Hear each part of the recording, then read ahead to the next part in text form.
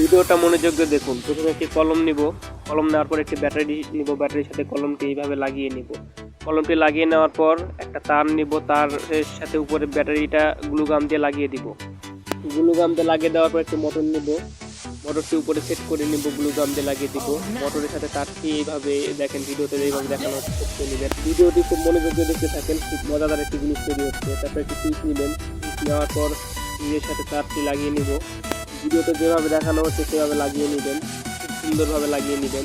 তারপর আরেকটি তার মোটরের সাথে লাগিয়ে নিব, যাতে সুইচ টিপলে মোটরটা সুন্দরভাবে চলে। ভিডিওটি দেখেন, খুব সুন্দর একটি জিনিস তৈরি হইতেছে।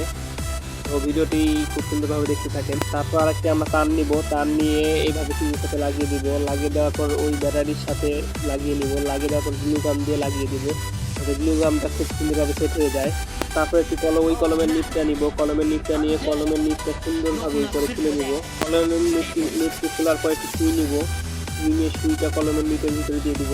তারপর আরেকটি সুই নিয়ে উপরে এইভাবে লাগিয়ে নিব। লাগিয়ে নেওয়ার পর কলমের ভিতরে, তারপর উপরে মোটরের সাথে এইভাবে লাগিয়ে নিব। তারপর একটি ব্যাটারি, তারপর একটি বুতাম নেব, বুতামের সাথে এইভাবে জিনিসটি লাগিয়ে নিব। দেখুন বন্ধুরা, কি সুন্দর একটি মজাদার জিনিস তৈরি হয়েছে। ট্যাটু আঁকার মেশিনটা তৈরি হয়ে গিয়েছে। তো এইরকম আরও ভিডিও পেতে আমাদের চ্যানেলটা সাবস্ক্রাইব করে ফেলুন।